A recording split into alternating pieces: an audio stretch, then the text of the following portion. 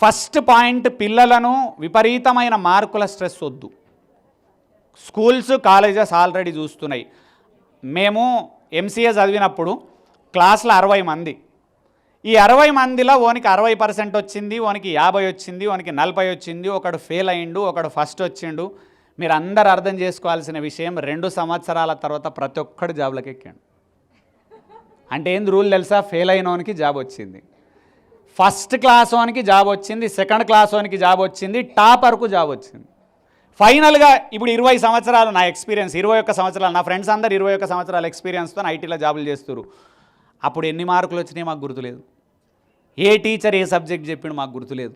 2 highest మార్కులు వచ్చినోడే ఇవాళ ఎక్కువ సంపాదిస్తుండని మీరు అనుకుంటే తప్పు. మీకు అందరికీ తెలియని విషయం, ఫెయిల్ అయినోడు కంపెనీ పెట్టిండు.